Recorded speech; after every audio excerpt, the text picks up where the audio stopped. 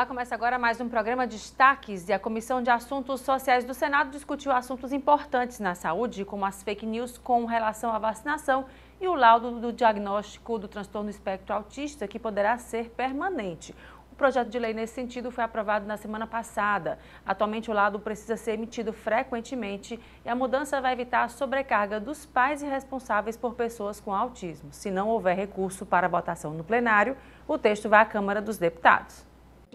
Antes da votação, o presidente da Comissão de Assuntos Sociais voltou a alertar para ações anti-vacina, que acabam desestimulando pais a vacinarem crianças e adolescentes. A crítica foi direcionada à sessão do Senado, que debateu a obrigatoriedade de vacinas contra a Covid-19 em crianças. Expositores passaram mais de 8 horas disseminando notícias falsas, com efeitos nocivos e gravíssimos para a saúde pública brasileira. Em março de 23, o Instituto Butantan revelou o estudo do International Journal of Infectious Diseases, o qual comprovou que crianças não vacinadas representam 90% dos casos moderados a graves de Covid. Sobre a sessão de debates temáticos que ocorreu anteontem, segunda-feira, aqui no Senado Federal, só para deixar muito claro que nós fizemos uma sessão ouvindo cientistas, médicos, especialistas de dentro e de fora do Brasil, foi uma sessão internacional. Todos os senadores foram convidados, todos os senadores poderiam participar, ouvir, contestar a robustez dos documentos trazidos. Infelizmente, nós não tivemos a presença da ministra da Saúde. O que a gente quer é debate, e esse é o nosso papel.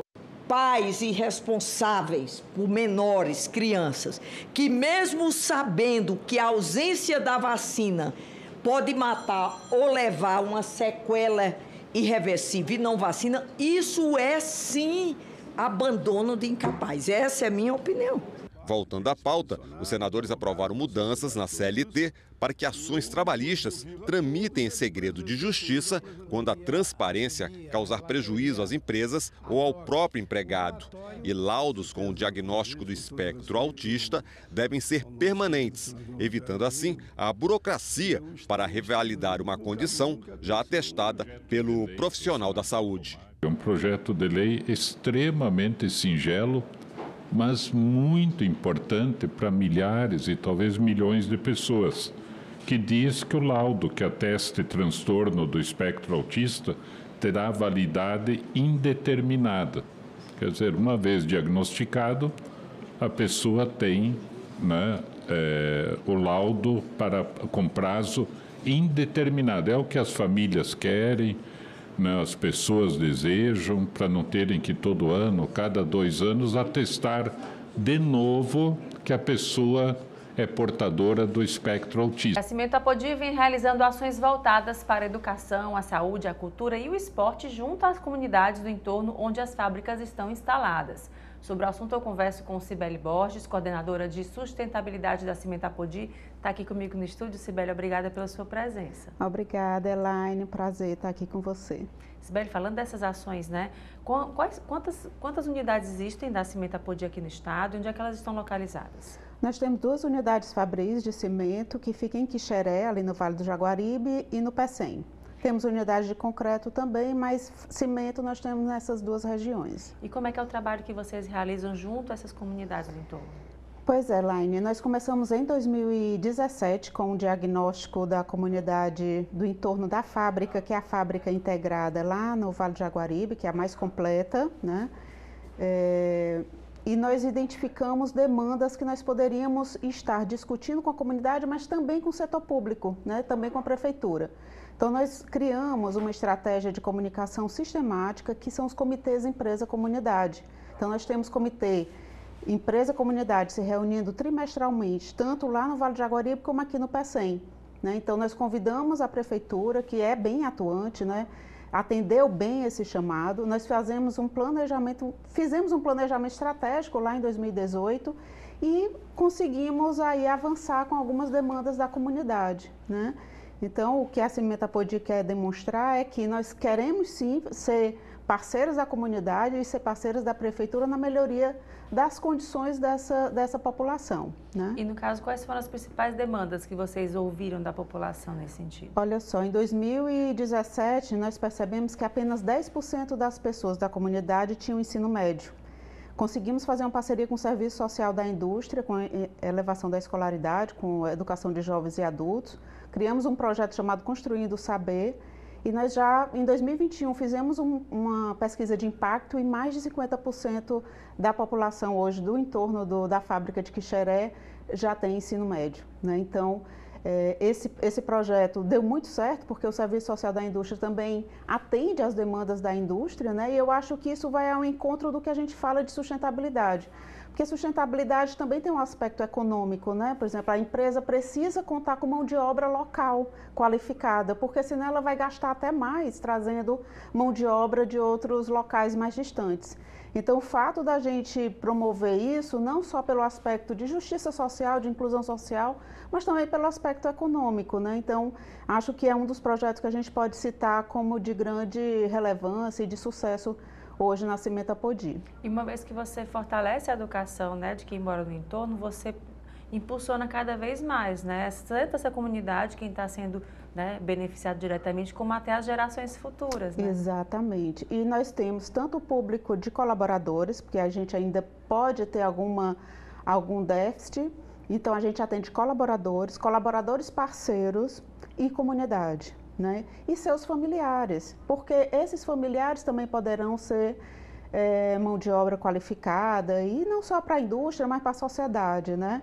E a gente vem percebendo isso, assim, uma melhoria de autoestima desses colaboradores que conseguem essa melhoria da escolaridade, um posicionamento melhor, uma busca por conhecimento, porque realmente constrange, né? Quando a pessoa não tem o ensino fundamental, por exemplo, e perdeu ali aquele time na vida, mas podendo resgatar, essa pessoa ela consegue ter muito mais produtividade, é isso que a gente quer. E com relação à questão da saúde também, né? São comunidades que têm uma necessidade maior, né? Uma atenção, que precisam de uma atenção maior. Uhum. Exatamente. E saúde, entendendo assim de uma forma mais integrada, né, Elaine? A gente, por exemplo, você fala da dengue hoje, né? Por exemplo, não adianta fazer trabalho somente dentro da fábrica se no entorno tem esse risco. É inócuo, é ineficiente. Então, a gente procura ter essa visão de que a comunidade ela já nasce dentro da empresa, porque os colaboradores são da comunidade, né? Nós temos, inclusive, um projeto bem bacana que eu gosto muito. Ano passado nós conseguimos iniciar, que são os embaixadores do diálogo. São colaboradores diretos e indiretos, né, terceiros, parceiros, que moram nas comunidades do entorno. Então, nós capacitamos em comunicação assertiva, não violenta, mediação de conflitos, empoderamento deles para a busca de soluções. Porque não dá para achar que existe só um responsável, somos todos responsáveis. Então, essas pessoas elas foram empoderadas e são parceiros cada vez mais fortes da Apodi nesse sentido de buscar soluções. São pessoas que moram e trabalham, moram no entorno e trabalham dentro da fábrica. E tem também aquela noção de pertencimento, né? De você se pertencer naquela comunidade. Exatamente. E defendê-la, né, também. Exatamente. Quando a Cimenta Apodi reconhece, né, e fortalece essas comunidades, como a comunidade do Bolso, por exemplo, que fica ali a 5 quilômetros da fábrica do Pecém. Quer dizer, é uma forma de fortalecê-los, né? Porque muitas vezes talvez tenham mais dificuldade de chegar no setor público sozinhos, e o Comitê Empresa Comunidade convida todos para olhar para aquelas questões e buscar soluções. Né? Não é nada unilateral, nem a Apodi está dizendo que vai dar conta de tudo e nem está responsabilizando prefeitura A ou B, mas sim, temos problemas e procuramos buscar soluções, né, em prol da melhoria das condições da sociedade, não é só da comunidade, mas da sociedade. Nós precisamos de pessoas saudáveis, produtivas, né, com conhecimento, que ajude na inovação, na tecnologia, que é tanto que a gente busca, né, também. Sibeli, e quais são essas ações programadas para esse ano nesse sentido também e outras que vocês estão já planejando para 2024? Nós queremos fortalecer esse pilar da educação, né? Nós temos uma iniciativa lá na fábrica de Quixeré, bem legal, Elaine, que é o Centro de Educação Ambiental. A fábrica, em 2018 ou 2019, definiu um espaço para a proteção ambiental, né, e para vivências das pessoas. Inclusive recebemos muitos alunos de escolas públicas, mas a gente quer cada vez mais fortalecer o CEA, que é o Centro de Educação Ambiental. Né, nós fizemos uma trilha para difundir algumas tecnologias ambientais sustentáveis, e nós queremos que esse ambiente ele seja cada vez mais um ambiente de convivência dos nossos colaboradores, dos seus familiares, da comunidade, das escolas públicas. Então, além do pilar educação, a gente quer fortalecer muito esse pilar de educação ambiental, né? Porque nós estamos vivendo esse drama das mudanças climáticas e muitas vezes nos perguntamos o que fazer, né? E nós não podemos pensar em soluções individuais. A Podi não pensa em ser sustentável sozinha. Ela quer ser sustentável, inclusive, com empresas próximas, né? Na ECIP, nós já temos uma organização enquanto Associação de Empresas do Complexo Industrial do PECEM, então lá está bem estabelecido, e no Vale do Jaguaribe nós queremos cada vez mais também influenciar esses stakeholders, influenciar esses públicos em busca dessas soluções, né, de sustentabilidade. Então eu acho que esses dois pilares serão pilares fortes para trabalharmos. Pois é, e a gente vê muito isso, a importância da população também se fazer presente, né? Também ter sua voz ouvida e também se integrar nesse processo como um todo, né? Junto com as empresas, a indústria,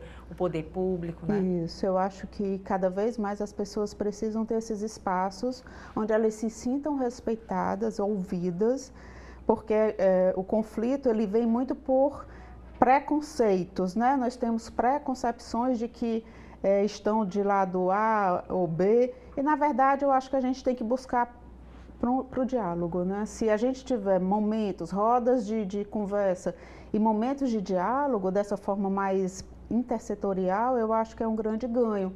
Acho que as pessoas precisam ser ouvidas e ter esses ambientes. A joia, Cibele. Muito obrigada mais uma vez. Até uma próxima oportunidade. Obrigada, Elaine. Foi um prazer. Obrigada. E agora o intervalo. A gente volta em instantes com mais destaques.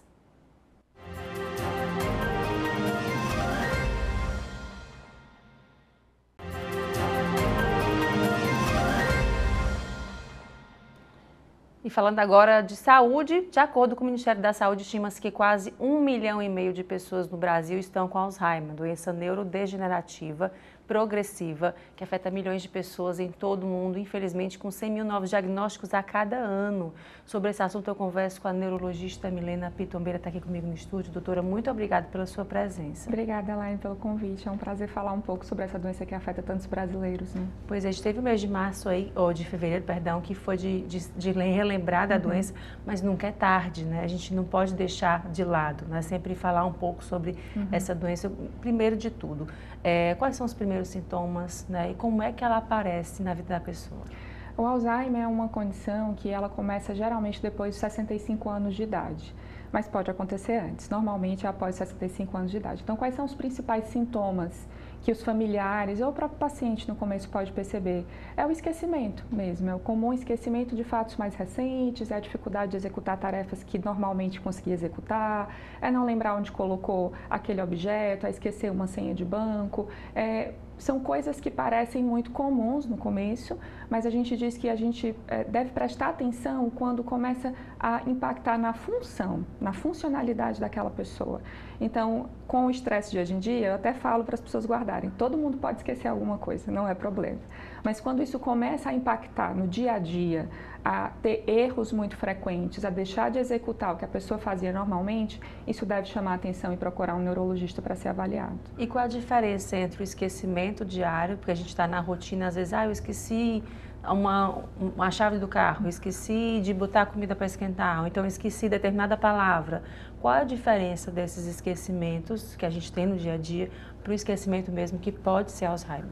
O Alzheimer tem uma característica de perda de memória recente. Então, quando o paciente começa a manifestar os primeiros sintomas, é muito sutil.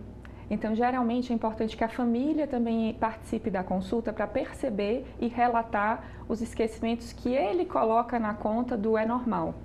Então, por exemplo, além da função de memória, o nosso sistema neurológico tem várias outras funções complexas.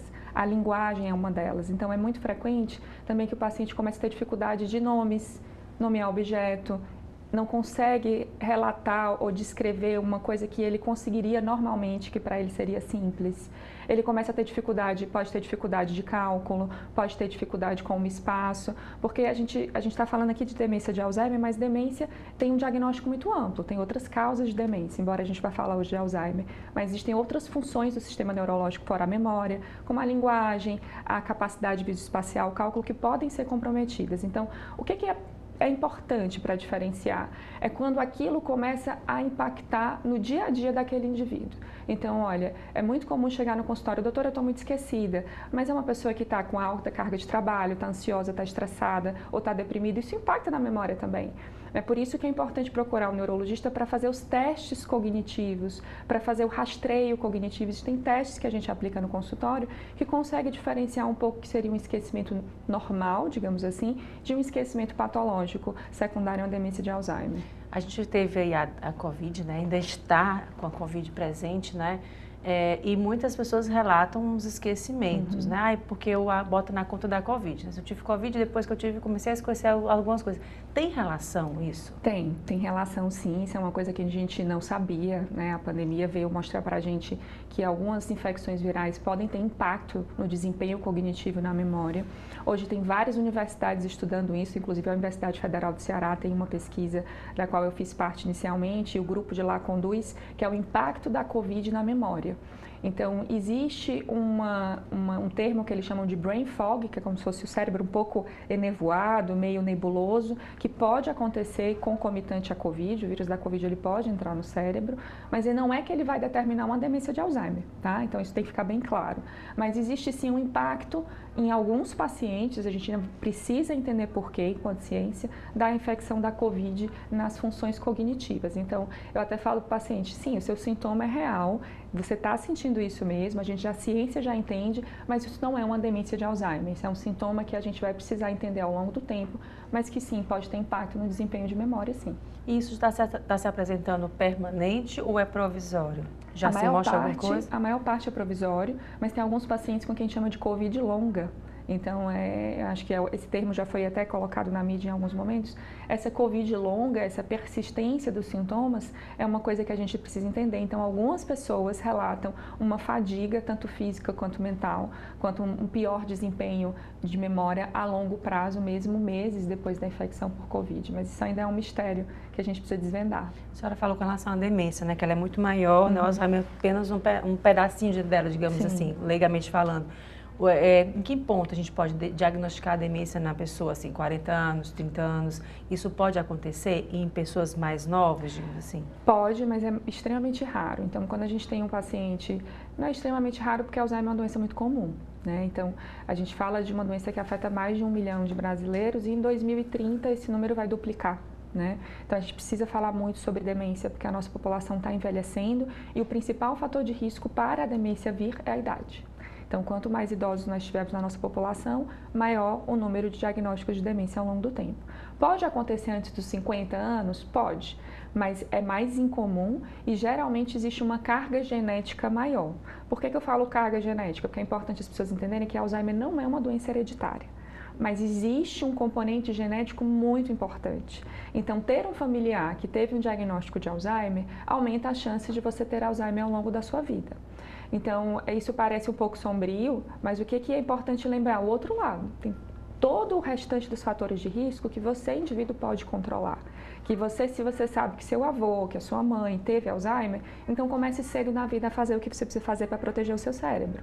Então, tem um estudo muito interessante que foi publicado em 2020, falando sobre quais são os fatores de prevenção de demência. Eu acho que a gente precisa falar sobre prevenção de demência, porque a gente ainda não tem um tratamento eficaz, são doenças crônicas, sem cura.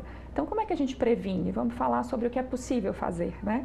Então, a gente pode, desde o começo, desde jovem, modificar tudo que protege o nosso cérebro. Então, é evitar o tabagismo, diminuir o consumo de bebida alcoólica, manter o corpo ativo, a atividade física protege enormemente o cérebro, evitar a hipertensão e o diabetes, que machucam muito o cérebro e aumenta a chance de um outro tipo de demência, que é a demência vascular. E a gente também pode manter sempre a mente ativa cognitivamente. Quanto mais a gente estuda, quanto mais a gente desafia o nosso cérebro, mais conexões a gente faz e maior tempo de proteção neuronal a gente vai ter. As tecnologias atuais, elas auxiliam nisso ou prejudicam? Digo, as redes sociais, o consumo exagerado? Ela é uma faca de dois legumes, para fazer uma brincadeira assim, porque realmente existe um impacto muito grande no cérebro jovem. Então, muitos neuropediatras já falaram sobre o impacto da tela, da exposição desde idades jovens. O impacto disso na população mais velha, eu acho que a gente ainda está por entender também.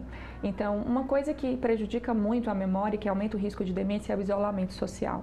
E a gente viu um impacto imenso disso na pandemia nos idosos, aumentou muito o índice de diagnóstico de demência. Então, a rede social, ela é uma maneira de aproximar as pessoas, mas ela não necessariamente aumenta o convívio.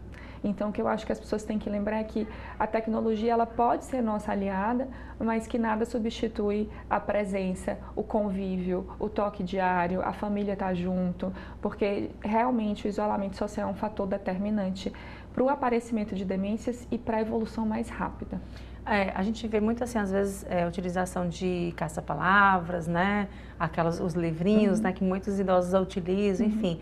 É um recurso bacana de se fazer? É um recurso bacana de se fazer, porque ali você está desafiando o seu cérebro a fazer uma atividade mental, né? Então, mesmo no paciente já diagnosticado, eu sempre pergunto para a família, o que você gosta de fazer? Você gosta de ler? Você gosta de palavra cruzada? Você gosta de arte? Você gosta de música? Então, toda tarefa, seja ela manual ou cognitiva, que te desafia, ela é bem-vinda do ponto de vista de memória e de função mental mesmo. E nesse caso também falando a senhora falou que não é hereditário, mas existem genes específicos, né? Nesse sentido, é justamente quem está de agora, né? Que já tem diagnóstico da família, cuidar justamente de fazer exercício, de ter alguma alimentação específica que pode auxiliar? Sim, é muito comum as pessoas perguntarem, doutor, eu posso comer isso, posso comer aquilo? Não existe uma restrição absoluta, não existe um alimento que prejudica, mas a gente sabe, prioritariamente, dois fatores são muito ruins. Então, a obesidade é um estado pró-inflamatório, é um estado que piora as doenças neurodegenerativas de uma forma geral, e existe uma dieta que ela parece ser mais protetora para o cérebro, isso já foi estudado em vários estudos, que é a dieta mediterrânea. Então, essa dieta mediterrânea, que ela é relativamente simples, eu até falo para a gente cearense seguir, não é tão complicado assim, mas é uma dieta que vai privilegiar alimentos mais naturais, evitar os alimentos industrializados, com excesso de conservantes, dar preferência a carnes brancas, ao peixe, ao azeite, oleaginosas como a nossa castanha de caju, são coisas que, as frutas e as verduras que você pode implementar na sua rotina e que tem um fator protetor neuronal. Isso já foi confirmado. Então, mesmo se você tem um fator de risco familiar, eu sempre brinco, tem todo o resto que você pode modificar. Então, vamos atrás do que pode modificar, porque a sua genética eu não vou conseguir mudar na consulta, mas o restante você no seu dia a dia pode abordar. E de um ponto importante que muita gente deixa de lado, assim, eu faço tudo, mas não faço isso, que é o sono. O sono. Qual a importância de se dormir, mas no horário que é para dormir, né? Naquela cochilinha, nem tão pouco passado do horário, enfim. Qual a importância desse sono regular, desse sono saudável na vida de quem, não só de quem tem, né? Já teve alguém diagnosticado, enfim, mas com relação também a todo mundo. Sim, é super importante se tu perguntar, de fato, porque o sono ele é uma parte determinante para o funcionamento do nosso cérebro. É no sono que os nossos neurônios se organizam, que tiram as substâncias tóxicas, então o sono é fundamental. Tanto que para a gente profissional de saúde, por exemplo, já foi confirmado que quem dá muito plantão noturno, né, que tem o night shift, eles têm uma chance maior de desenvolver sintomas cognitivos no futuro, provando a importância do sono. Então, é muito importante você ter uma rotina de sono adequada, né? Tem pessoas que precisam de 6 horas, tem pessoas que precisam de 8 horas, entender qual é o seu cronotipo, qual é o tipo de necessidade de sono que você tem para acordar descansado e tentar ter uma rotina que seja adequada para que você tenha as horas de sono que você precisa, porque isso vai proteger o seu cérebro também. Tá, já, doutora, muito obrigada pela sua presença. Até uma próxima oportunidade. Obrigada a você pela oportunidade de conversar sobre esse tema tão importante. Obrigada. Obrigada. E cinturões verdes são as áreas de vegetação que contornam as cidades para limitar o avanço da ocupação urbana sobre áreas de produção agrícola, as florestas, ecossistemas e de preservação. A ampliação desses espaços está em análise na Comissão de Desenvolvimento Regional do Senado e foi tema de debate na semana passada. Cinturão verde é toda a área de vegetação que contorna as cidades para limitar o avanço da ocupação urbana sobre áreas de produção agrícola, áreas florestadas, mananciais de águas e ecossistemas de interesse para fins de preservação. No Senado, um projeto de lei que fortalece esses espaços verdes nas áreas urbanas está em tramitação na Comissão de Desenvolvimento Regional e Turismo, que promoveu audiência pública interativa para debater o tema com especialistas. O que se percebe dos estudos é que grandes áreas verdes dentro da cidade ajudam a regular o microclima urbano, protegem a cidade de alguns eventos extremos como vendavais, ajudam a diminuir o problema da poeira, notadamente a poeira provocada pelo material particulado de motores a combustão, né, de veículos. Nos cinturões verdes que a gente tem ali várias funções múltiplas, né?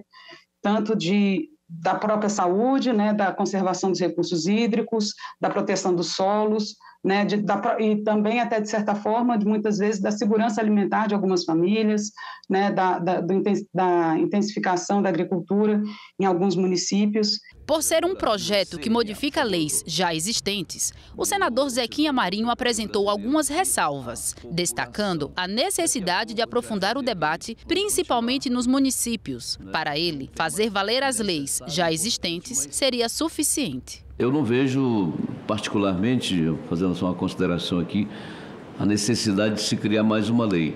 Eu vejo a necessidade de se fazer cumprir a legislação existente. A Constituição manda que esse debate seja feito lá no município, né? Lá dentro. É a comunidade. Como dizia meu velho pai, quem calça o sapato é que sabe onde ele aperta.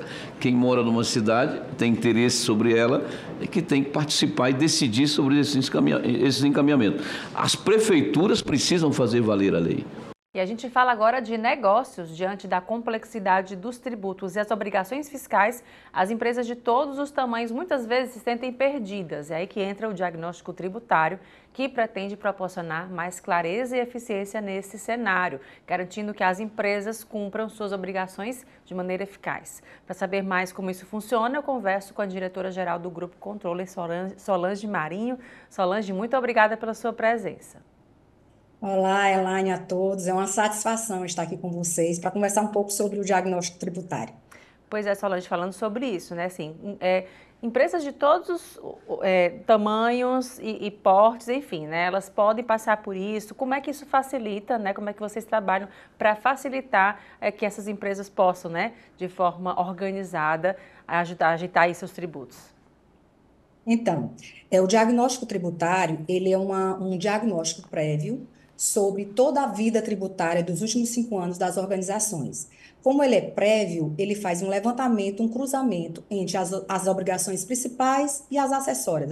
As principais são os pagamentos e as acessórias são aquelas entregas onde você declara para o fisco, em todos os âmbitos. Então, o diagnóstico tributário, ele faz esse levantamento prévio e dá um relatório através desses cruzamentos, e esse relatório ele vai pontuando, assim, a grosso modo, como está essa empresa ao longo desses 5 anos. E no caso, para se fazer esse diagnóstico, né, é importante fazer no começo do ano ou no meio? O que é mais indicado? No final do ano? Ele não tem indicação de período, porque ele pega os últimos 5 anos. Então, o importante é que ele seja uma ferramenta inicial antes de qualquer planejamento tributário, porque ele é um pilar do planejamento tributário e, obviamente, alinhado ao planejamento estratégico da organização.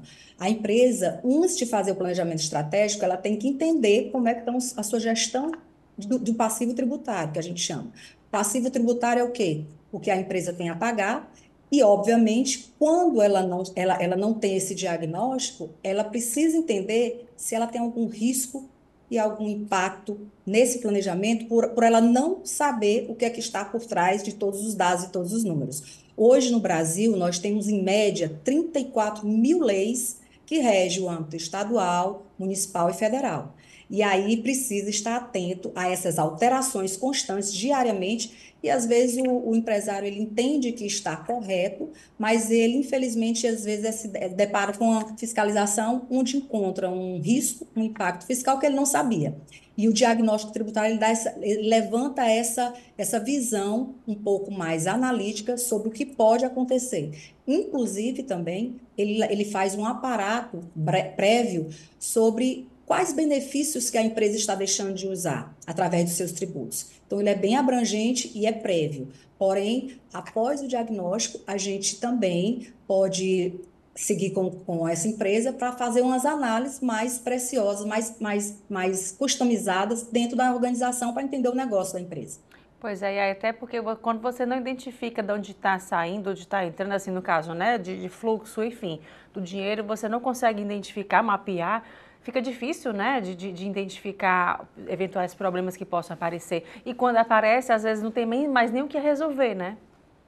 Exatamente. Quando a empresa está submetida a uma fiscalização, ela não tem mais a espontaneidade. Ela deixa de ter aquele período onde ela pode espontaneamente levantar seus próprios riscos, seus próprios impactos. Então, é muito ruim o empresário ele está com o custo todo organizado, de acordo com o que ele acha que deveria ser, seu preço de custo, seu preço de venda, de repente ele é deparado com uma infração que ele não sabia, simplesmente porque o dia a dia mesmo é engolido até diante do próprio contador que ele tem na empresa, porque o dia a dia já é corrido. Então, para fazer esse diagnóstico, precisa de tempo.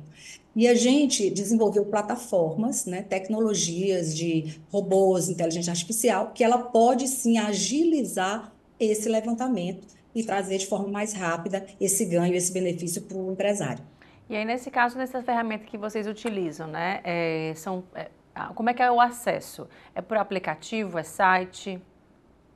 Então, como são dados sensíveis, a Controle ela passa ela dá uma carta de confidencialidade para o empresário, ela libera essa carta, onde ela se responsabiliza por esses dados que ela vai capturar, e obviamente o empresário libera o certificado digital, que é um certificado que eu posso ter acesso às informações em todos os sites da Receita Federal, da Secretaria de Finanças e da Secretaria da Fazenda.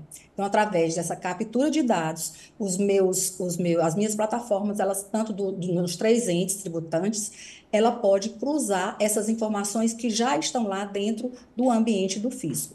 Depois, após isso, como tem sigilo, a gente faz um relatório, um diagnóstico, através de um relatório, pautando todos os pontos, os riscos, os impactos, os possíveis benefícios que é encontrado através desse levantamento, dessa análise de dados.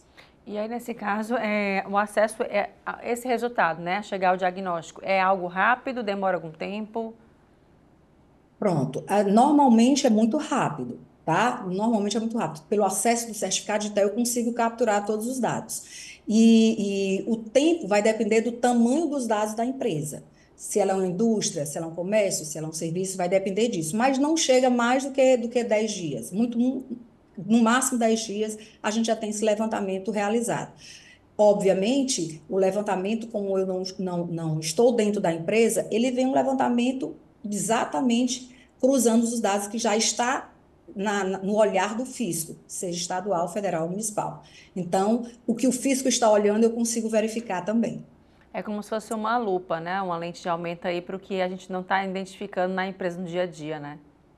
Exatamente. No dia a dia, a empresa sabe o que ela vai pagar e o que ela vai restituir ou não. No dia a dia, pode ser que exista algum débito, algum valor a pagar que ela não saiba, e pode ser algum crédito, algum benefício, alguma recuperação que ela tenha, um ressarcimento de crédito, que ela pode estar deixando de ganhar. Então, tudo isso interfere na gestão econômica da empresa, na gestão financeira e no planejamento estratégico para o futuro, agora, inclusive com a reforma tributária, ela tem mais ainda saber como é que ela vai tratar esses dados antigos em comparado com os novos cálculos da reforma tributária. Pois é, Solange, você falou em um ponto importante, né? Reforma tributária, que está todo mundo na expectativa, né? E aí vai mexer com mais coisa ainda, né? Tantas leis, tantos tributos que se tem, municipais, estaduais, federais, né? Ainda mais, como é que vai ficar isso tudo?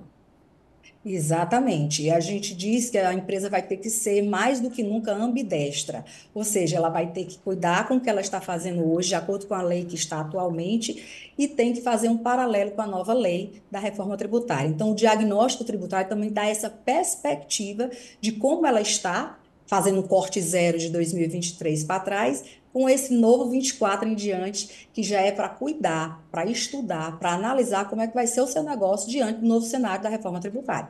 Solange, com relação a isso, vocês trabalham na Controle nesse sentido também, na questão da academia, né, de capacitação, como é que tem sido esse trabalho de vocês? Isso, a gente tem a Controle Academy, que ela é uma academia de negócios, né, uma escola de negócios, onde ela trabalha essa capacitação desses executivos que estão por vir, seja aquele que já está no mercado, precisa se reciclar, ou o que está entrando no mercado. Então, a Controle Academy ela trabalha esses altos executivos na área tributária, na área contábil, na área de gestão de pessoas. Então, é um hub que também na educação que a gente tem, porque é importante a gente capacitar esse profissional, esse novo profissional, esse recente profissional e esse profissional que já está no mercado, porque é muito, como eu falei, é muita coisa, é muita legislação alterando, e você não consegue dar conta no dia a dia do trabalho, e você altamente, com tanta demanda que está chegando, tanto do mercado de empresas novas, também como da legislação. Então, a empresa pensa em crescer, a empresa pensa em desenvolver, mas ela precisa também ter profissionais capacitados para ajudá-la nesse crescimento. E, sobretudo, se atualizar, né? Porque o conhecimento hoje ele é tão rápido, né? A gente está aqui conversando, daqui a pouco, quando for no período seguinte, já tem que atualizar de novo, né? Exatamente, porque cada dia são mais de 3.000 alterações de legislação que acontecem. Então, você imagina aí um profissional ter que cuidar do dia a dia, ainda mais ter que se capacitar, né, com essas alterações de acordo com a sua atividade. Então, é quase impossível, eu diria. Então, precisa realmente de ajuda, precisa de parceiros, precisa de agregar valor com outras empresas que são capacitadas como a nossa para fazer essa jornada junto, para a gente poder ter um Brasil aí, um país onde as empresas possam sim crescer e dar mais rentabilidade para esse país. É isso, Solange, muito obrigada mais uma vez. Quem quiser saber mais informações, como é que faz para entrar em contato com vocês? Tá joia, obrigada a vocês e um bom dia, uma boa tarde, boa noite. Obrigada. Agora a gente vai no intervalo e volta em instantes com mais destaques. Não sai daí não.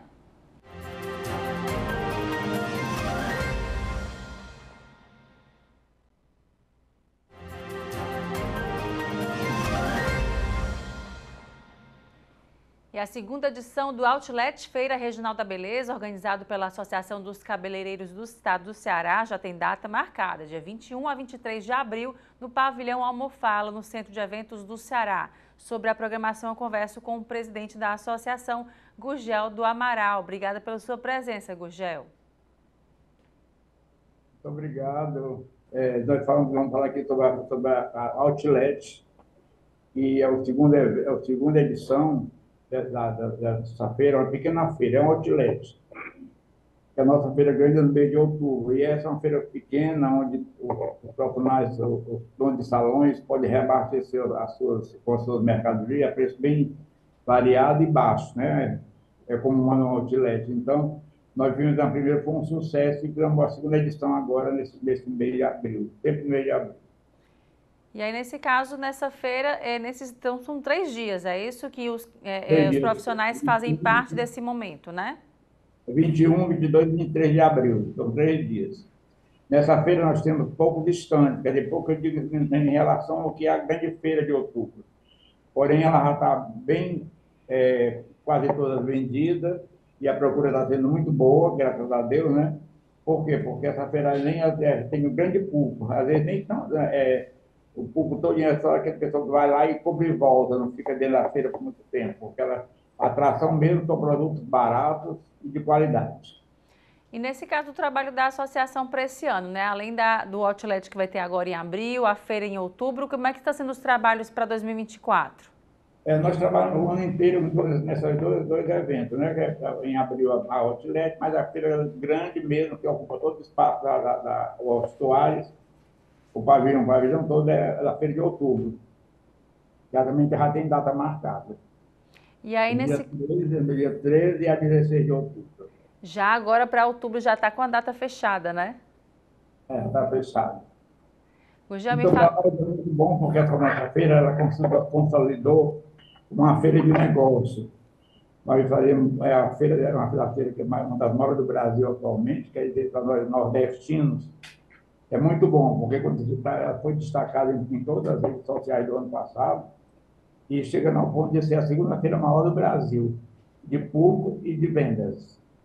E aí, nesse caso, também a oportunidade de novas tecnologias, né? A gente quer que repita o mesmo sucesso do ano passado, do Outlet, que foi um sucesso do ano passado. Joia. E aí, nesse caso, também na feira são novas tecnologias, novos produtos, né? O que a gente, para quem ainda não conhece, conte um pouquinho. Além de venda de produtos, nós temos também vários cursos dentro dessa Outlet, cursos rápidos, dando a informação para alguns profissionais cabeleireiros que queiram ser informalizados, né, queiram realmente gastar na profissão. E nós vamos montar esse ano um stand de cursinhos rápidos. Curso rápido, vai fazer dúvidas de alguns profissionais e muita venda. E como é que está a expectativa agora para esse de abril já, do Outlet? Como é? Como é que está a expectativa de público agora para o Outlet em abril? Eu estou esperando pelo menos o mesmo resultado do ano passado, que foi fora de série, né? Se fosse uma coisa que ficasse dentro da feira, nós não tinha essa capacidade para... Porque é um pavilhão pequeno em relação ao tamanho da feira grande.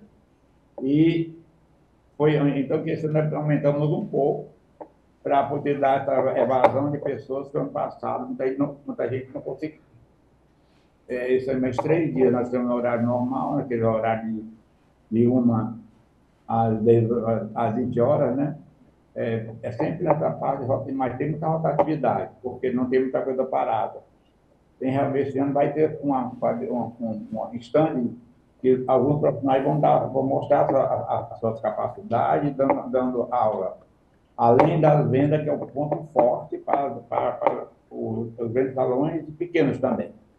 Gurgel, então deixa o convite aí para quem está assistindo, como é que faz para se inscrever, participar, ainda dá tempo? Ainda dá tempo, porque nós temos alguns estantes, está no final, mas aqui nós estamos agora no levantamento da minha equipe aqui que trabalha comigo, e restam poucos, entendeu? Então nós estamos ainda oferecendo alguns estantes e convoca todos os profissionais, as empresas grandes, pequenas, que vão na Outlet. É um cartão postal, é uma porta de propriedade para você se tornar conhecido no mercado e, ao mesmo tempo, você fazer vendas. É uma coisa que tornou pequena, que é pequeno no tamanho, grande em conteúdo. E tem algum contato, algum telefone de contato, ou site, perfil no Instagram? Fique à vontade para divulgar, quem estiver interessado para fazer a inscrição.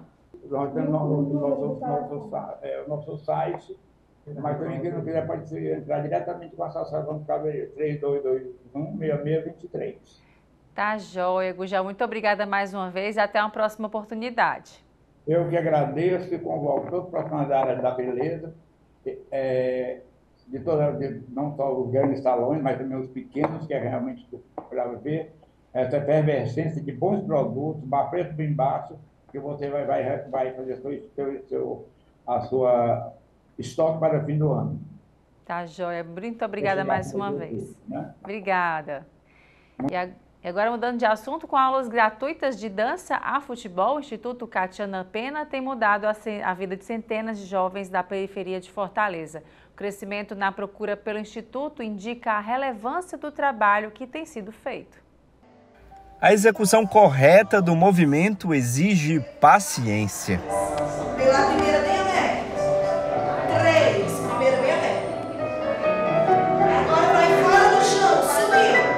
Fora. Uma descoberta acontece a cada novo movimento. O balé clássico é o motivo de entusiasmo de todas as alunas. Eu gosto dessa leveza, né? Eu acho muito interessante. Ana Beatriz sempre gostou de balé, mas nunca havia praticado. A oportunidade veio a partir das aulas gratuitas oferecidas pelo Instituto Catiana Pena. Melhor vir aqui aprender do que ficar em casa sentado sem fazer nada. Só no começo deste ano, os atendimentos do Instituto aumentaram em 20% na comparação com todo o ano passado. As aulas de balé, por exemplo, acontecem 3 vezes na semana e são referências por aqui. A dança traz isso, né? A dança, para além da técnica, ela tem essa disciplina, né? Essa disciplina de colocação, essa percepção corporal. Então, assim, é bem importante que elas tenham. E, ao mesmo tempo, eu tenho que ter realmente esse jogo de cintura, né? Porque são jovens, enfim, às vezes está em casa brincando, vem para cá fazer aula porque gosta, sim, mas aí, ao mesmo tempo, eu também não posso ser muito... Porque senão desiste, né? Ao invés de ser um lugar de prazer, se torna um lugar de, ai, meu Deus, tenho que ir. Então, a gente procura fazer esse meio termo, de ter a exigência, mas, do outro lado, brincar para que elas consigam vir e se tornar um lugar prazeroso, né? De conseguir crescer, de conseguir transformar através da dança, mas com prazer, né? Com alegria. O compromisso social do Instituto encontra no balé um dos resultados mais importantes. A formação das novas bailarinas exige esforço físico, engajamento técnico e, principalmente, desenvolvimento social. Todos fundamentais para o futuro de boa parte da juventude aqui do Grande Bom Jardim. Alanis aposta na dedicação e no compromisso para fazer valer e cumprir o sonho de criança. Eu venho com meu pai, ele veio me deixar aqui. Eu moro por aqui por perto. A sede do Instituto, no bairro Granja, Lisboa, acompanha 1.000 alunos em 3 turnos. Além do balé, são oferecidas aulas gratuitas de português, matemática, muay thai e futebol. A fundadora reconhece que, apesar da formação pessoal ser sobre balé, ela deu oportunidade a outras modalidades no Instituto. Segundo Catiana, o mais importante é formar cidadãos e cidadãs. Eu tenho uma única preocupação, é que essas alunas, quando entrem aqui para fazer aula de balé, ótimo que elas se tornem uma excelente bailarina, mas a minha preocupação é que se elas se tornem, né, grandes pessoas, né, grandes seres humanos, a minha preocupação é essa.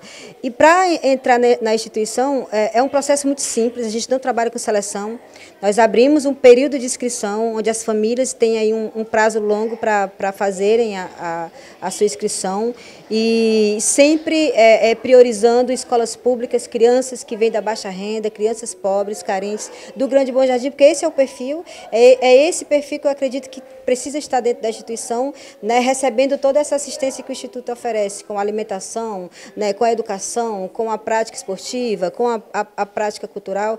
Esse é o perfil da nossa instituição, assim. Então, eu me preocupo hoje de que maneira eu posso contribuir para que essa criança, esse jovem, esse adolescente, ele possam sonhar e construir sua carreira. Dividida entre arte e gestão, Catiana se considera uma autodidata nos desafios administrativos. Ela planeja ampliar o alcance do Instituto, mas sem perder a essência que a trouxe até aqui. O Bom Jardim hoje são 6 bairros, né? É um bairro muito volumoso.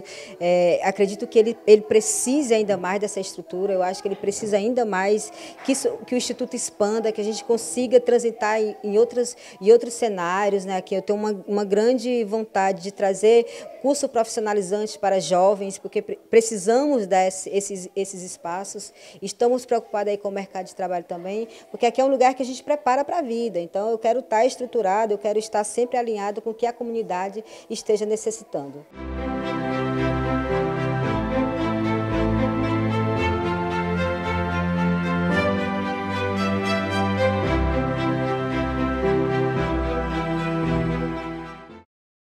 E o Destaques fica por aqui. Obrigada pela sua companhia e até o próximo programa.